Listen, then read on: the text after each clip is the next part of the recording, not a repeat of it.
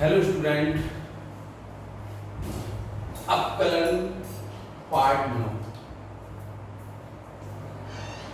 Differentiation of parametric equation. Differentiation of parametric equations. Parametric equation आप जानते होंगे, कभी कभी x और y की वैल्यू अपन को सिंगल वेरिएबल के रूप में दी होगी। x और y की value single x equal to 5t, y equal to psi t। ऐसे समझ में नहीं आएगा। x और y की वैल्यू अपन को दी होगी सिंगल वेरिएबल के रूप में। x और y सिंगल वेरिएबल के रूप में दो फंक्शन दिए होंगे, ठीक है। तो जब x और y सिंगल वेरिएबल के रूप में दिए हों, दो फंक्शन हों, तो इसे अपन पैरामेट्रिक फॉर्म कहते हैं। ये पैरामेट्रिक इक्वेशंस कहलाती हैं।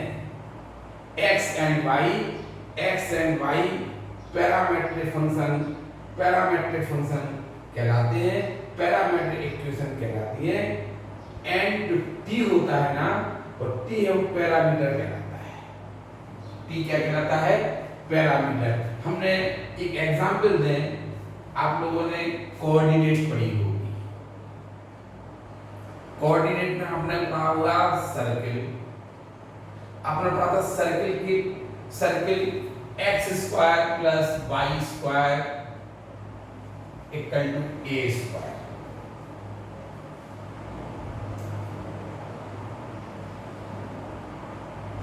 x square plus y square equal to a square पढ़ा होगा। आपने पढ़ा होगा इसकी parametric x equal to a cos theta और y equal to a sin theta. यहाँ पर सिंगल वेरिएबल थीटा है। x और y सिंगल वेरिएबल के रूप में दिए हैं। This form of x and y is called parametric equation. This form of x and y is called parametric equation. समझ में आया ना? आपने ये है x square plus y square equal to a square.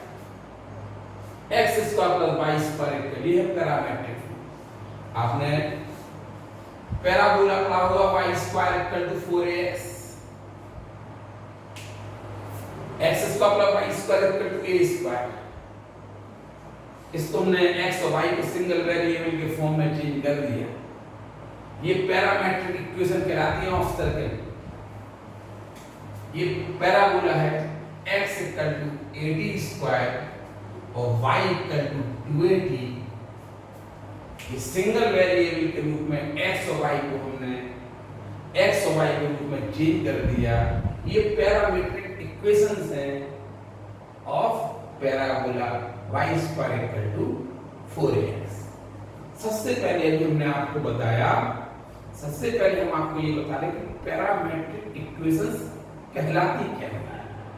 हम पैरामीटर, इसमें t है ना, पैरामीटर है, यहाँ पे थीटा पैरामीटर है। हमसे कहा जाए कि x equal to a cos theta, y equal to a sin theta. x equal to a cos theta, y equal to इसका डिफरेंशियल क्या? हम जो पैरामीटर है थीटा, इसको रिमूव कर देंगे, इसको गायब कर देंगे। कैसे? इसको लिख देंगे हम square both side, x square plus y square equal to a square cos square theta plus a square sin square. हमने क्या किया? हमने इसको स्क्वायर किया और ऐड कर दिया। इससे पैरामीटर थीटा है ना, वो आपका गायब हो गया। x square plus y square equal to a square. ये पैरामेट्रिक इक्वेशंस हैं इसके x square plus y square equal to a square. हम पैरामेट्रिक इक्वेशंस को यदि हमसे कहा जाए कि इसका डिफरेंशियल करो, इनका पैरामेट्रिक फॉर्म का डिफरेंशियल करो, तो हम क्या करेंगे, इसमें जो पैरामीटर थीटा है ना, इसको हम गायब कर देंगे। कैसे गायब किया, हमने स्क्वायर, इनका स्क्वायर किया और स्क्वायर करने के बाद इनका सम कर दिया। cos square theta plus sin square theta, a square हमने कॉमन लिया, cos स्क्वायर 1 हो गया। अब हम डिफरेंशिएट कर देंगे, नॉन इम्प्लिसिट फंक्शन है, पाया होगा इसका differential. Same as y square equal to 4ax, इसकी पैरामेट्रिक इक्वेशन होती है x equal to 80 square, y equal to 280, t is the parameter. क्या करेंगे, अगर हम t को किसी भी प्रकार से गायब कर दें, t को हम किसी भी प्रकार से गायब कर दें, तो ये क्या करेंगे, हम ये 1 ये 2 से हम लिख देंगे y equal to y t equal to y upon 2t 2a t equal, और इसमें हम पुट कर देंगे x equal to a t square होगा y square upon 4a square, a से कट गया तो y square equal to 4ax। हम ये बोल सकते हैं ये कर्व है, इसकी एक कर्व है, इसकी पैरामेट्रिक फॉर्म ये होती है, इसमें t पैरामीटर है। अगर हम t को किसी भी प्रकार से गायब कर दें तो हमें x और y में रिलेशन प्राप्त हो जाता है। अब हम इसका डिफरेंशियल करना सीखे हैं और हम कर सकते हैं, लेकिन कभी-कभी जो पैरामीटर t है ना, उसको गायब करने में परेशानी होती है, उसको हटाने में जो उसको परेशानी होती है उसमें से, तब हम पैरामेट्रिक फॉर्म में अगर पैरामेट्रिक इक्वेशंस दी हो और डिफरेंशियल करना हो, तो इसके लिए हम एक और मेथड अपनाते हैं, जो कि हम आपको इसके बाद बताएंगे। लेकिन आपको 11th का डिफरेंशियल याद होना चाहिए। 11th में हमने आपको बताया था, 11th में हमने बताया था आपको कि ddx of y, ddx of differential ddx of y क्या कहलाता है, del y upon del x, del y upon del x, del x tends to 0, ये ddx ऑफ y कहलाता है। हमने यहाँ पे पैरामेट्रिक इक्वेशंस का हम डिफरेंशियल करने के लिए आए हैं। पैरामेट्रिक इक्वेशन का डिफरेंशियल करने के लिए, जैसे x equal to a cos theta, y equal to a sin theta, इनको हम पैरामेट्रिक इक्वेशन कहते हैं of curve x square plus y square equal to a square. हमें इनका डिफरेंशियल यदि करना हो तो हम क्या करेंगे, पैरामीटर थीटा को गायब कर देंगे। कैसे गायब करेंगे, हमने इनका स्क्वायर किया और इनका स्क्वायर करके सम कर दिया, देखा थीटा का पैरामीटर गायब हो गया। अब ये इम्प्लिसिट फंक्शन से इसका हमने डिफरेंशियल सिखाया था, 2x plus 2y ddx of y equal to 0 और ddx of y minus x upon y आ गया। सेम एज पैरामेट्रिक इक्वेशन दी है, t पैरामीटर है, हम क्या करेंगे, t को गायब करेंगे। तो हमने यहाँ से t की वैल्यू निकाली y अपॉन 2a और इसमें पुट कर दी, आगे t पैरामीटर गायब हो गया और हमें x और y का रिलेशन मिल गया। हमने x और y का रिलेशन ऑब्टेन कर लिया। x और y का अब हम इम्प्लिसिट फंक्शन से इसका डिफरेंशियल कर देंगे। y स्क्वायर का डिफरेंशियल क्या होगा, 2y ddx of y equal to 4a, x का 1, 2 से 4 2, तो ddx of y equal to 2a upon y 2/y हमने रख दिया। अगर आंसर मैच करना हो, अभी तो आप लोग बोलोगे बुक से आंसर तो मैच ही नहीं कर रहा, फिर क्या करेंगे हम? कुछ नहीं, y की वैल्यू 280 रख दो यहाँ पे, आंसर बुक से ही मैच हो जाएगा आपका। इसका आंसर बुक से मैच नहीं होगा। अगर आपने ये आंसर दिया, ये बुक से मैच नहीं होगा, लेकिन आंसर सही है, कल के दिन कहोगे कि ये तो आंसर ही मैच नहीं हो रहा। तो y की वैल्यू 280 रख दो यहाँ पे, तो 1/b आंसर आ रहा होगा। आप देख लेना, इस क्वेश्चन का आंसर, इस क्वेश्चन का डिफरेंशियल 1/b आ रहा होगा। अभी हमें हमने बोला ना कि हमेशा जो पैरामीटर t है उसको बड़ी आसानी से गायब नहीं कर सकते। कभी कभी बहुत ज्यादा हम लोगों को परेशानी आती है, ठीक है, हमें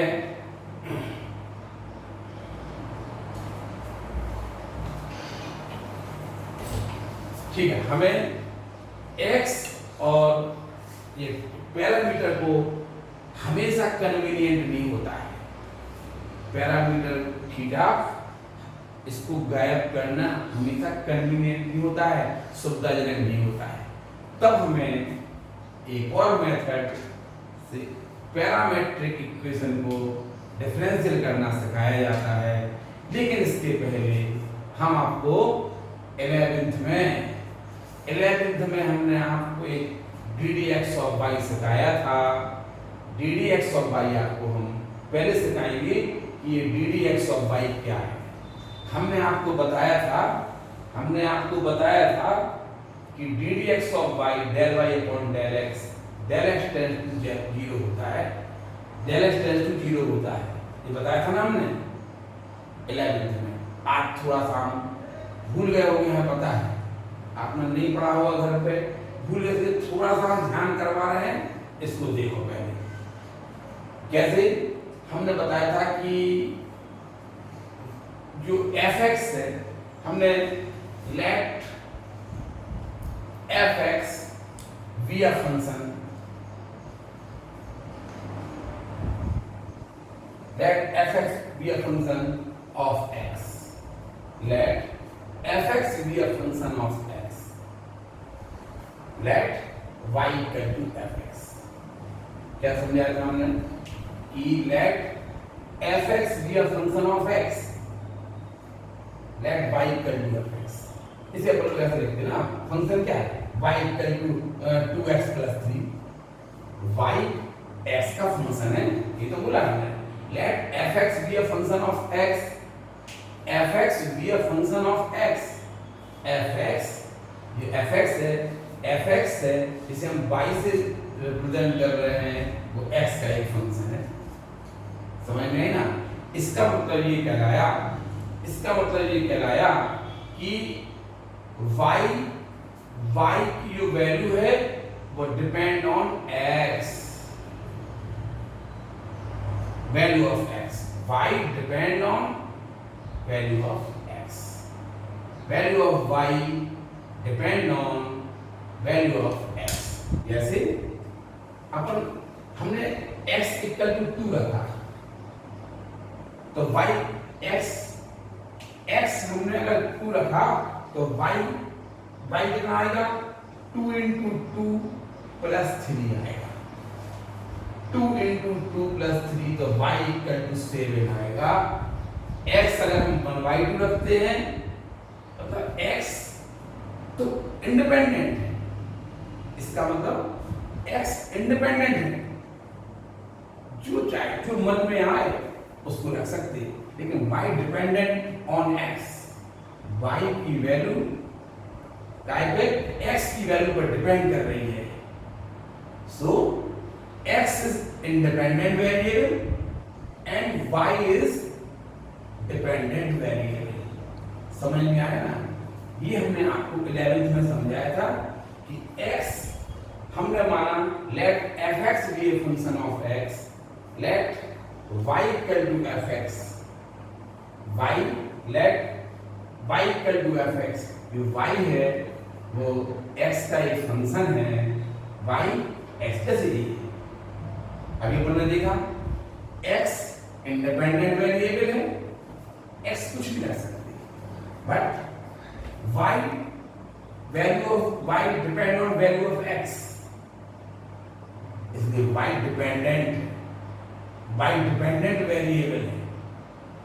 फिर हमने आपको बताया था कि यदि del x we are let del x we are small change del x we are small change in x let del x appear and let del y we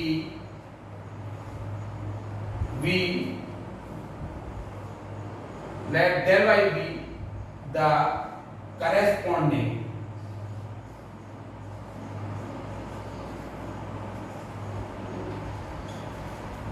change in y। हमने ये बताया था कि d d x और Y rate है। Rate जानते हो? Rate बाजार में जाते हो ना, अपन से बोला जाता 1 किलो आलू इतने के आते हैं, 1 यूनिट का रेट बोला जाता है। वही तो d d x of y है। ये हमने आपको समझाया था। D d x of y क्या है? रेट है। Change of y, rate of change of y with respect to x, ये तो d d x of y है। हमने बोला let x be a small change in x, del x be a small change in x, del x be a small change and let y be the corresponding change in y। इसका मतलब हमने माना कि x में small change हमने del x किया, इस x में स्मॉल चेंज कितना किया? del x किया, छोटा सा परिवर्तन किया। ये पॉजिटिव और नेगेटिव हो सकता है। Then del y is be the corresponding change।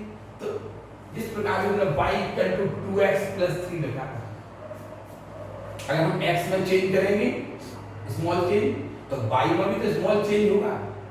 Let del y be the small change, del y be the corresponding change in y। हमने मान लिया कि x में हमने एक स्मॉल चेंज किया, तो y में स्मॉल चेंज del y है। समझ में आएगी? Then जब हमने x में then the value of x change to x plus del x, change value of x change x to, बताओ पहले हमारे पास पहले x था, हमने चेंज क्या किया? del x चेंज किया, तो x की वैल्यू क्या होगी? x प्लस x से x प्लस del x में चेंज होगी कि नहीं होगी? x की वैल्यू बताओ and value of fx change fx to f x plus del x। नहीं समझ में आया? अगर हमने x पहले हमारे पास हमने मान लिया था let fx be a function of x, fx x का एक फंक्शन है, let y equal to fx, जैसे y equal to x का एक फंक्शन है के लिए हमने क्या किया? x में स्मॉल चेंज किया del x, स्मॉल चेंज किया del x, तो x क्या हो गया? x तो था ही, हमने चेंज कर दिया del x, तो x plus del x हो गया। So then the value of x change x to del plus x plus del x, and the value of fx change fx to fx plus del x।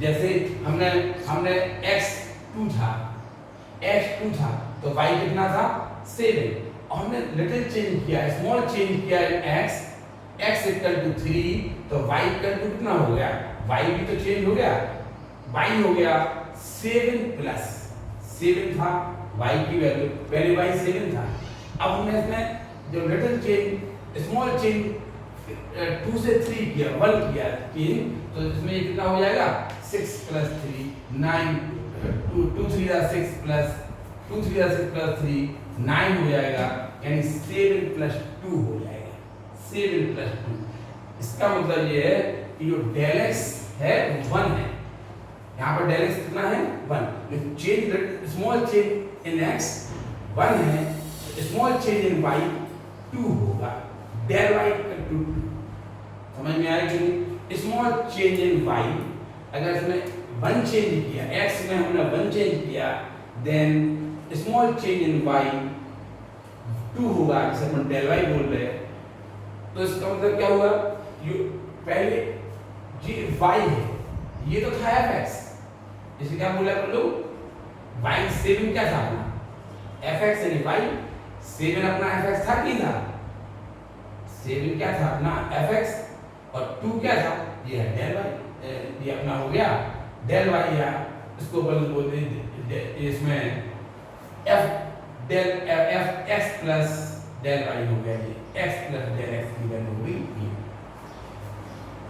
x plus del x की value हमारा कहने का मतलब ये है कि let fx be a function of x let y equal to fx हमने del x भी स्मॉल चेंज इन x डेल x भी small change in x let del y be the corresponding change in y हमने मान लिया कि x में small change del x है तो y में corresponding चेंज डेल y होगा y में corresponding चेंज क्या होगा डेल y डेल y भी द corresponding चेंज बताओ x में हमने चेंज क्या किया डेल x तो x क्या हो गया x प्लस डेल x हो गया और f में चेंज क्या हो जाएगा f इतना चेंज नहीं हो जाएगा वही तो था यहाँ पे देखो हमने एग्जाम्पल दिया आपको कि पहले x की वैल्यू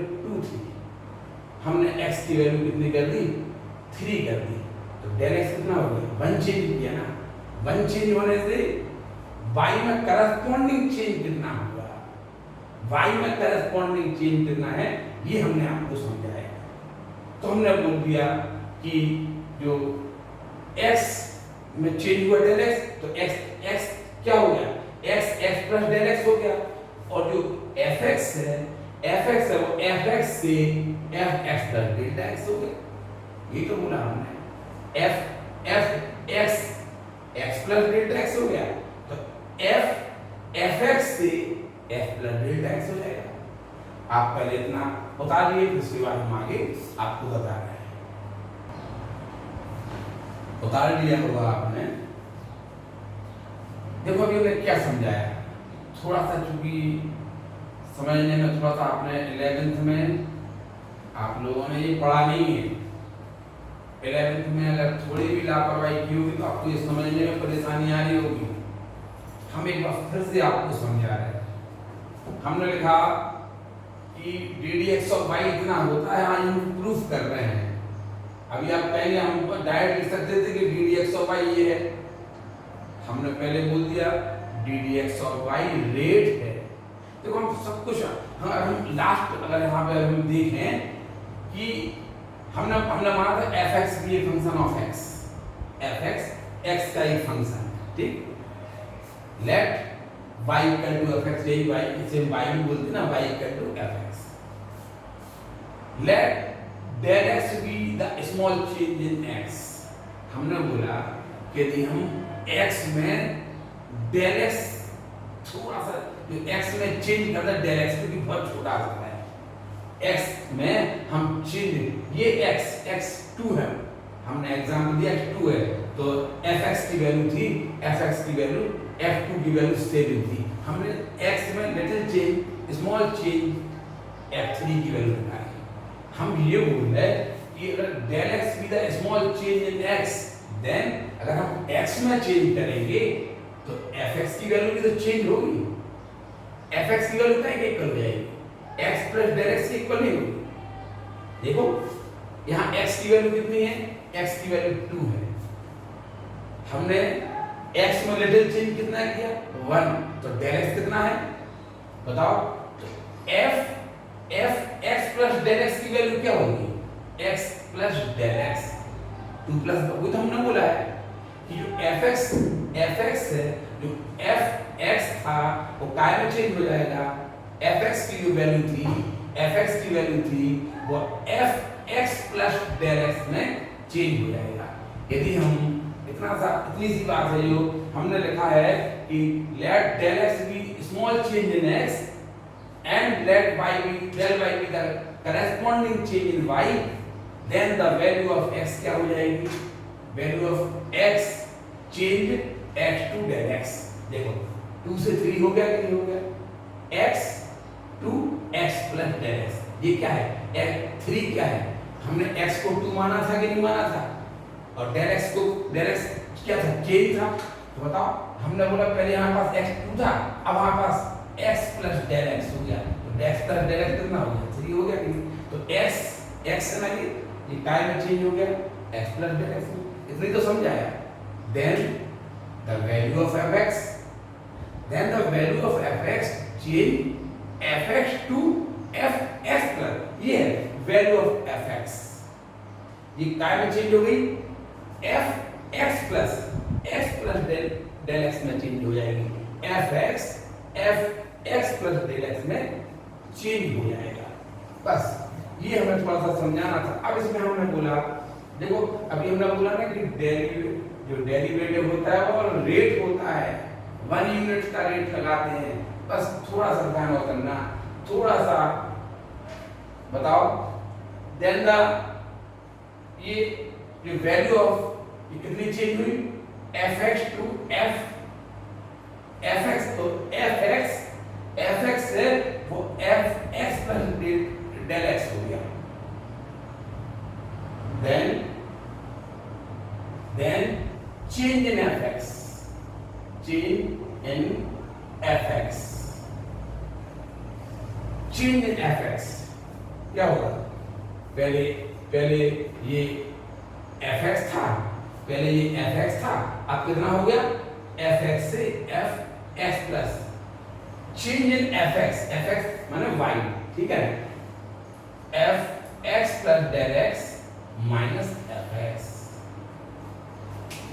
fx में चेंज नहीं तो होगा, पहले fx था, अब fx प्लस डेल एक्स हो गया, तो चेंज कितना होगा, चेंज 9 माइनस 7 अभी लिखा था अपन, f2 की वैल्यू 7 लिखी थी, f3 की वैल्यू 9 लिखी थी, तो कितना चेंज हुआ, 2 तो चेंज हुआ, 9 माइनस 7 वही तो है ये। इसको fx हमने लिख दिया, देन चेंज इन fx इतना, हम तो पता है कि हम पहले मान चुके हैं, let del y be the corresponding change in y to fx, y को क्या लिख सकते हैं बोलो, fx। लेट हम तो पहले से मान चुके हैं, del y be the corresponding change in y, बोला था ना हम, तो जो fx में जो चेंज है उसे हम डेल y पहले से मान चुके हैं। So del y equal to fx plus del x minus fx। वो कह रहा fx में चेंज इतना है, हम तो पहले से मान चुके हैं कि fx में चेंज डेल y है, करस्पॉन्डिंग चेंज है डेल y है, तो हमने इसको डेल y लिख दिया। अब सोचो कि आपने कहा था कि हमने ऑब्जर्व किया, यहाँ पे हमने ये ऑब्जर्व किया कि जब डेल एक्स स्मॉल चेंज किया था अपन ने एक्स में, डेल एक्स अपन लोगों ने वो पढ़ते ना, चूंकि इसलिए ये सवाल कि 5 किलो का रेट ये है तो 1 किलो का रेट क्या होगा, हम वही बताना चाह रहे हैं। और जो रेट होता है वो 1 यूनिट का होता है, ध्यान से समझना। हम ये बताना चाह रहे हैं कि जो जब x में x में चेंज डेल x था, x में चेंज डेल x था, तब change in y, small change in y del y, x में चेंज डेल x था, तो change in y del y होगा, corresponding change in y del y होगा। मतलब यदि डेल x में चेंज डेल x है तो y में चेंज डेल y। अगर x में चेंज 1 यूनिट है, यदि x में चेंज 1 यूनिट है, देन चेंज इन y क्या होगा, del y upon del x होगा। अच्छी तरह समझना, जब x में चेंज डेल x है, 5 रुपए 5 किलो आलू आते हैं मान लो 100 रुपए के, 5 किलो आलू 100 रुपए, तो 1 किलो कितने के आएंगे, वही तो किया है हमने कि यदि x में चेंज डेल x है, then the corresponding change in y del y। x में चेंज डेल x तो चेंज डेल x है तो y में चेंज डेल y।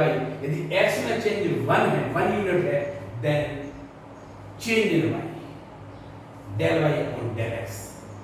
आपने ये चीज अच्छी तरह देखी होगी। ये आपने देखा कि x में चेंज होने से y में चेंज हो रहा, यानी change in y with respect to x। ये तो ddx ऑफ y है, चेंज इन y ये क्या है, ये क्या है, change in y with respect to x।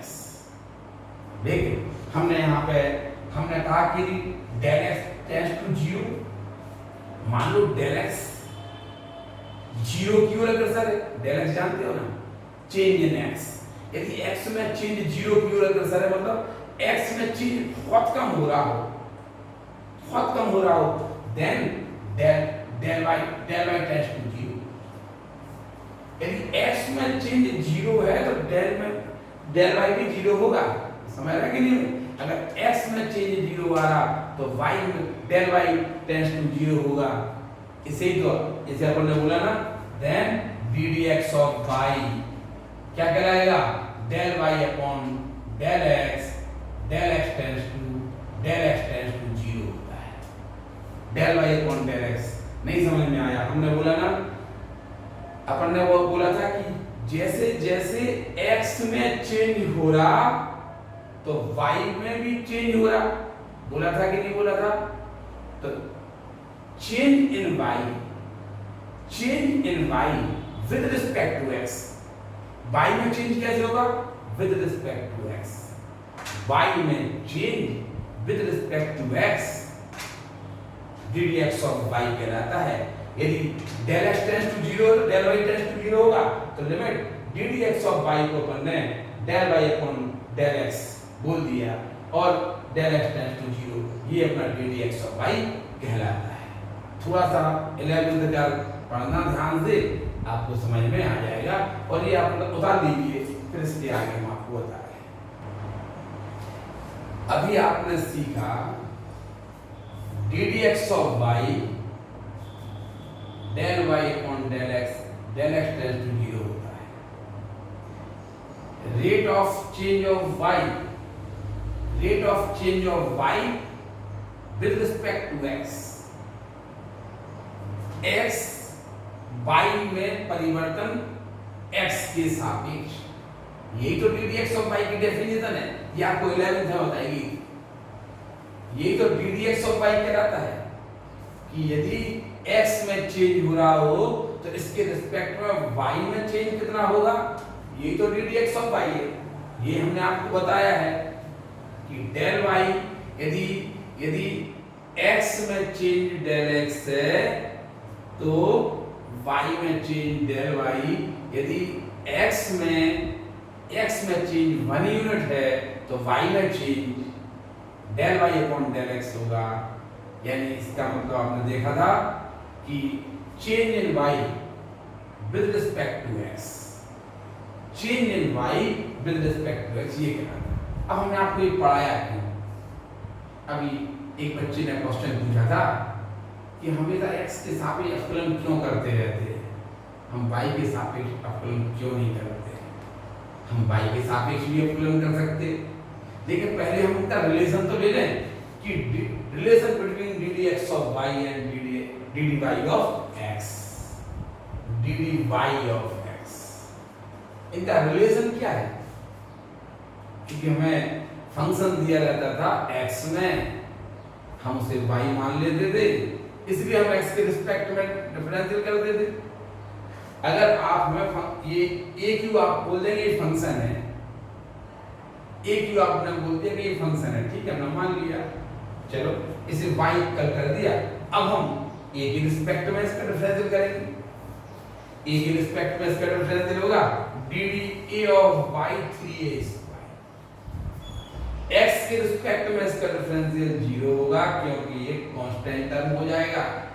देखो थोड़ा सा पहले अपनी बात पे आए हैं, रिलेशन बिटवीन, ये हमने आपको पढ़ाया कि ये हमने आपको पढ़ाया कि d d x of y इतना होता है।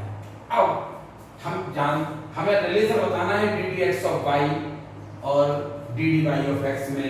हमने आपको एक छोटा सा उदाहरण दें, हमने अभी आपको क्या पढ़ाया था, x square plus y square equal to a square.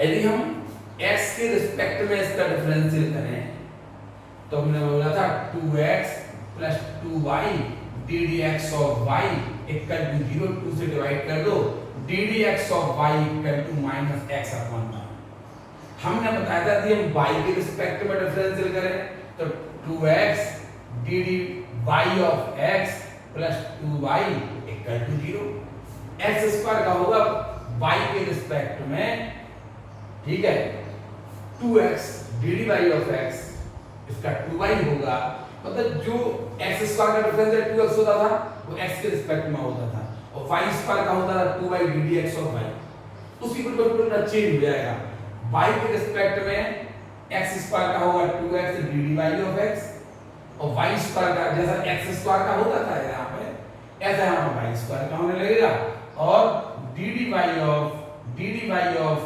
x d d y of x आता माइनस वाई अपॉन x। देख लिया आपने? अभी हम प्रूफ कर, हमने पहले आपको लिख दिया था कि d d x of y equal to 1 upon d d y of x, यही तो रिलेशन है, relation between d d x of y and d d y of, यही तो रिलेशन था कि जो d d x of y है ना वो d d y of x का रेसिप्रोकल होता है। इसे आज हम प्रूफ करके और दिखाई दे रहे, क्योंकि इतने बार अपने 11th का आपने पढ़ाई है तो थोड़ा सा रिलेशन का प्रूफ करते हैं। देखो we know that del y upon del x into del x upon del y equal to 1, ये तो जानते हो कि नहीं। अब हमने क्या किया, लिमिट ले ली कि del y upon del x into del x upon del y equal to 1, del x tends to 0। बहुत से लोगों ने लिमिट नहीं पढ़ी होगी 11th में, बहुत से लोगों ने, तो उन्हीं को परेशानी है ना, ये जिन्हें 11th में नहीं पढ़ा है ना उनको ये लगेगा कि हम बहुत टफ पढ़ा रहे हैं। देखो आगे इसको, ये आपको पता है ना कि del x टेंड्स टू 0, अभी हमने इसको प्रूफ किया था तो हमने लिखा था कि del x यानी x में चेंज 0 की ओर अग्रसर है, यानी x में चेंज बहुत छोटा होता जा रहा, तो y में करस्पॉन्डिंग चेंज भी 0 होगा, बताया था ना, यानी del x tends to 0 implies del y tends to 0, ये हम आपको पहले पढ़ा चुके हैं। इसको लिख देंगे हम del y upon del x, ठीक है, del x टेंड्स टू 0, इसको लिख दिया, और इसको लिख देंगे हम del x upon del y tends to 0, ठीक है, इक्वल टू 1, ठीक है। अभी हमने बताया था कि ddx ऑफ y ये कहलाता, तथा जो डी वाई ऑफ x है ना, डी वाई ऑफ x वो कहलाएगा del x upon del y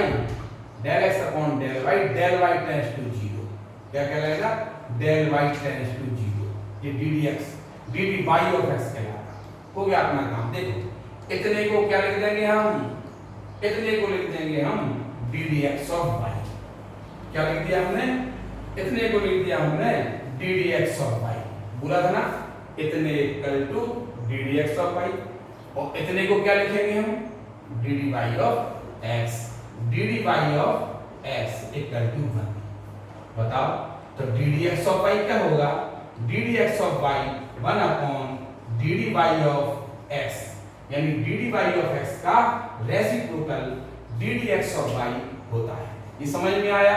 हमने अपने मन से ऐसा लिख दिया कि ये 1 होता कि नहीं होता, इसमें हमने लिमिट ले ली, इसको लिख दिया del x टेंड्स टू 0, इसको चूंकि del x टेंड्स टू 0 तो del y टेंड्स टू 0 होगा, del y टेंड्स टू 0 कर दिया, इसे लिख दिया हमने d d x of y, इसे लिख दिया d d y of x equal to 1 जाके था तो डी डी एक्स आ गया।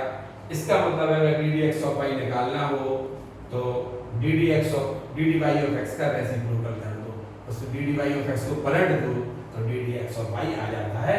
इस प्रकार ये रिलेशन आ गया, और चूंकि हम इसका संबंध आपको पहले समझा चुके हैं कि हम ऐसा कर सकते हैं, इनके हम एग्जाम्पल आपको पहले दे चुके हैं, ठीक है। पहले आप ये उतार लीजिए, फिर उसके आगे देखिए। आपने देखा कि d d x of y का d d y of x से रिलेशन क्या है। इसके लिए पहले हमें ये सीखना पड़ा, क्योंकि आपने 11th में नहीं सीखा होगा। हम डायरेक्ट लिख भी सकते थे, लेकिन थोड़ा सा हमने 11th से इसको लेट किया है, जल्दी में किया होगा। अब हमने हेड लिखी थी डिफरेंशिएशन ऑफ पैरामीट्रिक इक्वेशन, इसका तो कुछ नाम ही नहीं आया। इसका इससे क्या रिलेशन है, ये अगले पार्ट में, इसके हम भाग 2 में आपको ये बताएंगे कि जो हमने पाया है ये इससे पैरामीट्रिक इक्वेशन से क्या रिलेशन है, ठीक है। थोड़ा सा इसको बहुत अच्छी तरह पढ़ के आना, अच्छी तरह देख के आना, जिससे कि आपको अगला रिलेशन समझ में आ सके। धन्यवाद।